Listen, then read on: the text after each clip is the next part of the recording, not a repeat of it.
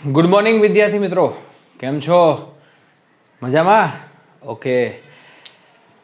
In previous lecture આપણે average power જ્યારે resistance connected in the AC source IRMS, VRMS and XL. XL is equal to called inductive reactance. Okay. It limits the current in inductor. Our next topic, the phasor method of capacitance connect with AC source. જો આપણે વારાફરતી connect કરવાનું છે. પહેલા આપણે શું connect કર્યું? Resistance. After V connect the inductor. Here we connect the AC source,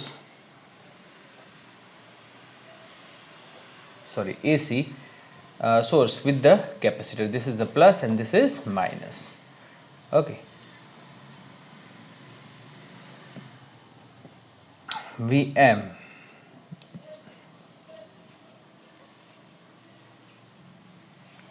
sin omega t. Okay.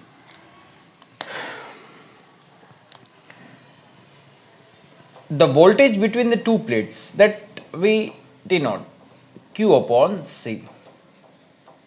Okay, this is V is equal to Q upon C. According to the Kirchhoff's second law, we can write Vm sin omega t is equal to Q upon C. Vm sin omega t is equal to આપણે શું લખી શકીએ છીએ? Q upon C. અને હું સામેની બાજુ મૂકી દઉં. અધરવાઇઝ હું અહીંયા આ રીતે લખી શકું, I is equal to dq by dt. So d by dt, here Vm sin omega t. Yes. Vm constant છે. sin omega t આપણે અપોનમાં c રહી ગયું છે, બરાબર ને? આના અપોનમાં હું c કહી દઉં તો Vm upon c અહીંયા બહાર નીકળી જશે, બરાબર? આપણે થોડું ભૂલ કરી કે નહીં? V is equal to Q upon c નહીં આવે, c okay V is equal to Q upon c જ આવશે. ઓકે, તો Vm upon c, here the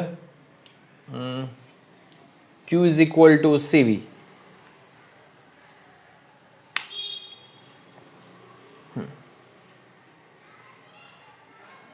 અચ્છા, ઓકે. આપણે આ રીતે કરી શકીએ દોસ્તો. જો અહીંયા I is equal to dq by dt છે. પહેલાં થોડું આપણે અહીંયા આ રીતે કરી શકીએ. c ને સામેની બાજુ લઈ જવું તો Vm into c sin omega t is equal to શું થશે? Q. Now I is equal to dq by dt. Okay, હવે આપણે અહીંયા ડિફરન્શિએશન કરીએ તો Vm into c કોન્સ્ટન્ટ છે. sin omega t નું differentiation with respect to t, it is omega into cos omega t. So here Vm, અચ્છા આને હું આ રીતે લખું તો હાલે? કોઈ કાંઈ પ્રોબ્લેમ નહીં ને? ન જોવો જોઈએ કારણ કે હું સાચો છું. Yes, so Vm upon 1 upon omega c, here the cos omega t. I compare this, I am cos omega t. So Im is equal to 1 Vm upon R. એટલે રેઝિસ્ટન્સ જ થાય ને, I is equal to V upon R છે. તો R ની જગ્યાએ મારે અહીંયા આ રીતે લખવાનું છે, XC. And XC is called, this is 1 upon omega c. Compare કરો, Vm equal. તો XC is equal to અહીંયા શું થશે? 1 upon omega c. Okay, આ compare કરો એટલે 1 upon omega c. So that is, we can say it is a reactance, capacitive reactance. It is capacitive reactance. Okay, this is called a capacitive reactor. It is inversely proportional to capacitance and frequency. Omega is equal to what? 2 pi f. એટલે frequency increase થાય તો XC decrease થાય, capacitance increase થાય તો XC decrease થાય. XC is equal to that limits the current in capacitor. Okay, હવે આપણે થોડા આગળ વધીએ. અચ્છા ચલો, હવે આપણે ફોકસ આની ઉપર કરીએ છીએ. સોરી, આપણે અહીંયા આમ લખી શકીએ. ઓકે, કોઈ વાંધો નથી. તો આપણું ઇક્વેશન છે I ઇઝ ઇક્વલ ટુ શું થઈ ગયું, Im cos ઓમેગા ટી, અને આ શું છે, V is equal to Vm sin omega T.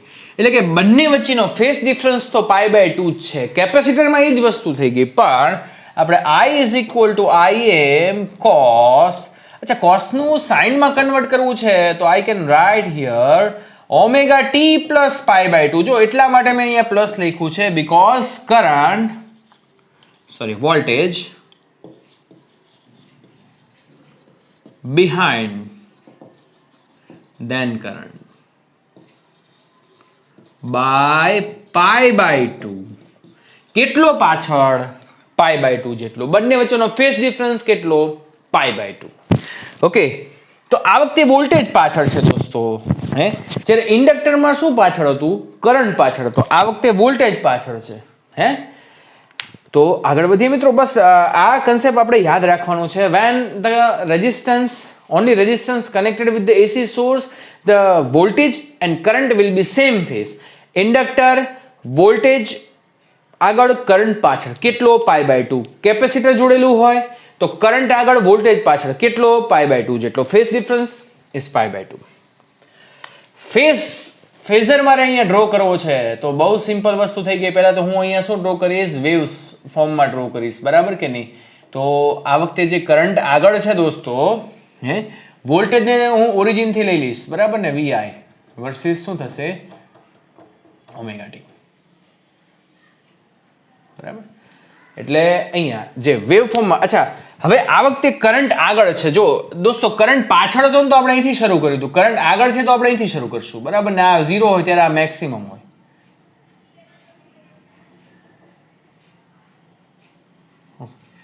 This is current. Okay, હવે આપણે એને ફેઝર આ રીતે ડ્રો કરીએ છીએ. તો મેં તમને કીધું હતું કે ફેઝર તો બહુ સિમ્પલ વસ્તુ થઈ ગઈ યાર.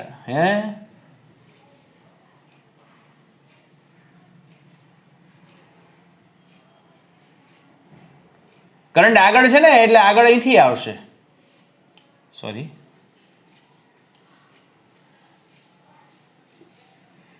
ને વોલ્ટેજ આ બાજુ આવશે,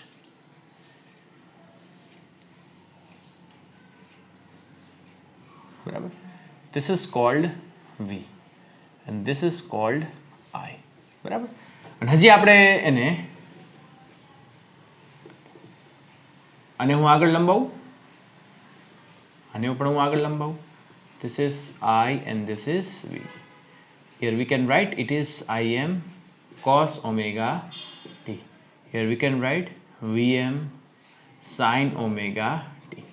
So this is the phasor method of capacitance connected with AC source. એટલે આ પૂછાય છે. મેં તમને આનો પણ કન્સેપ્ટ કીધો કે it will be inversely proportional to frequency and capacitor and voltage behind then the current by π/2. Okay, પાવરની વાત કરી લઈએ.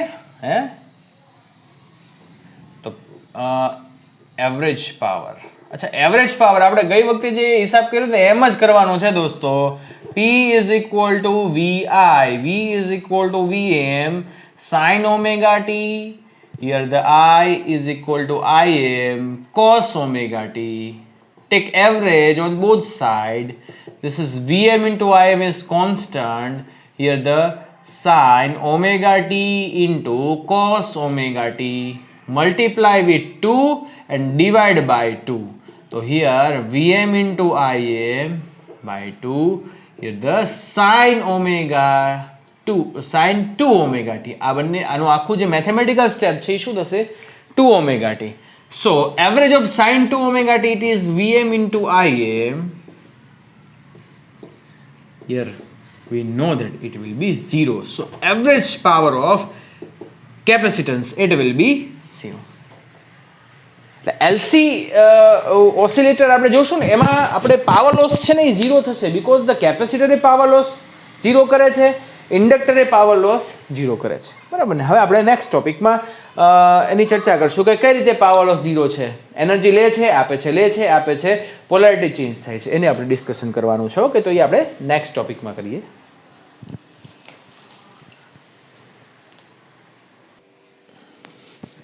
ઓકે ડિયર સ્ટુડન્ટ, હવે આપણે નેક્સ્ટ મેં તમને કીધું હતું કે પાવર કેમ ઝીરો થાય છે એની ચર્ચા કરશું. From figure, first of all જ્યારે કેપેસિટર અનચાર્જ હોય, આપણે બેટરી સાથે જોડીએ છીએ એટલે કે એસી સોર્સ સાથે, ત્યારે કરંટ છે એ ફ્લો થાય છે. એટલે અહીંયા કરંટ ફ્લો થાય છે, મેક્સિમમથી કરંટ કેવો થાય છે? ઝીરો. એટલે જેમ કરંટ ફ્લો થાય એમ અહીંયા ચાર્જ છે એ ગોઠવાતા જશે. ઓકે, ચાર્જ ગોઠવાય છે એટલે હું અહીંયા એમ કહી શકું કે ચાર્જ અહીંયા ગોઠવાય.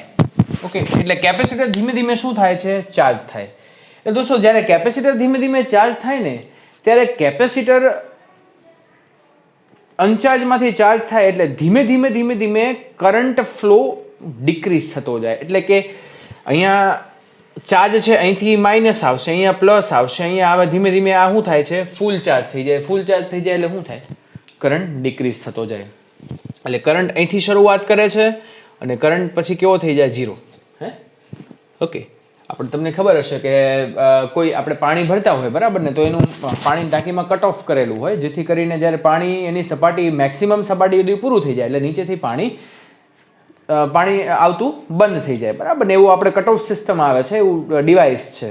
ઓકે, તો એમાં ફોટો ડાયોડનો ઉપયોગ થાય છે. તો અહીંયા પણ એ જ રીતે છે કે અહીંયા વિદ્યુતભાર પ્રસ્થાપિત થાય, જેવું અહીંયા ફૂલ થાય એટલે અહીંયા કરંટ ઝીરો થઈ જાય. પણ આપણે પાવરની આપણે વાત કરીએ મિત્રો, તો અહીંયા આ વિસ્તારમાં જોશું તો અહીંયા બધા ધન છે, એટલે અહીંયા આઈ શું છે? ધન, બરાબર. વી શું છે? વી પણ ધન છે. ધન એટલે કઈ રીતે મિત્રો? આપણે આ પ્લસ વાય, આ માઇનસ વાય, એટલે બંને ધન. તો પી શું છે? ધન છે, બરાબર. ધન, સોરી, પોઝિટિવ આપણે, બરાબર ને, થોડું ઇંગ્લિશ ગુજરાતી આવી ગયું, પોઝિટિવ. અને વી શું છે? પોઝિટિવ.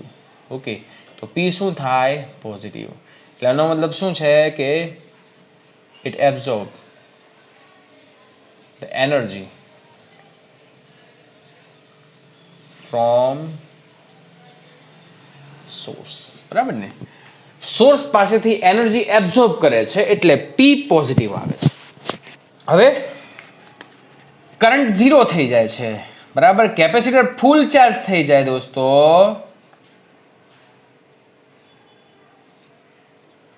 કરંટ ઝીરો થાય. પછી ફૂલ ચાર્જ થઈ જાય એટલે હવે શું થાય છે કે અહીંયા જે કરંટ પેલા આમ ફ્લો થતો હતો, હવે કરંટ આમ ફ્લો થશે, કારણ કે આની વચ્ચે જે એનર્જી છે, જે એનર્જી સ્ટોર થઈ છે, એ એનર્જી હવે બધી પાછી કોને મળશે? બેટરીને. એટલે કરંટ આ રીતે ફ્લો થાય, બરાબર. તો આ સેક્શન છે 0 1 2 3 4, બરાબર ને. તો આ 1 to 2 માટે આપણે વિચારીએ, આ 0 to 1 માટે વિચારીએ, બરાબર. 1 to 2 માટે શું છે? તો 1 to 2 માટે આ રીતે આપણે કહી શકીએ કે ભાઈ અહીંયા કરંટ ફ્લો ઓપોઝિટ ડાયરેક્શનમાં થાય. જો તમે અહીંયા વિચાર કરો, અહીંયા કરંટ છે એ માઇનસ છે. માઇનસનું મિનિંગ શું થાય? કે current will B flow in opposite direction. તો ઓપોઝિટ ડાયરેક્શનમાં કરંટ ફ્લો થાય છે, તો આપણે એવું વિચારી શકીએ. હવે આપણે હું એ કહી શકું કે આઈ છે એ નેગેટિવ છે, but we voltage it is also positive in the section 1 2. Okay, so we can say the power negative into positive, it will be negative. And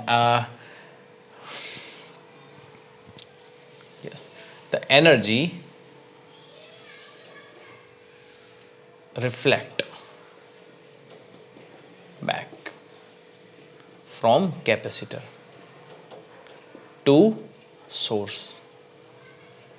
એટલે એનર્જી જેટલી સ્ટોર હતી બધી જ ખર્ચાઈ જાય, રિફ્લેક્ટ થાય એટલે પાછી આપી દે, બરાબર ને.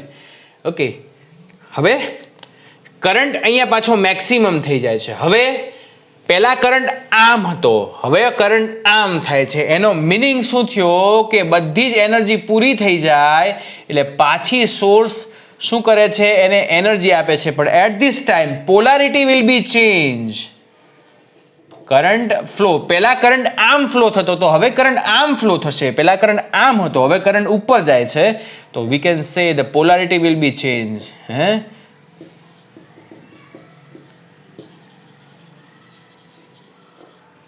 તો પોલારિટી ચેન્જ થાય, અને પોલારિટી ચેન્જ થાય એટલે હવે કેપેસિટર તો ચાર્જિંગ જ થાય છે. એટલે કેપેસિટર હવે મેક્સિમમ ટુ પાછો શું થઈ ગયો? 0. એટલે કેપેસિટર ફૂલ ચાર્જ થઈ જાય. ફૂલ ચાર્જ થઈ જાય એટલે કરંટ પાછો ડિક્રીઝ થવા માંડે.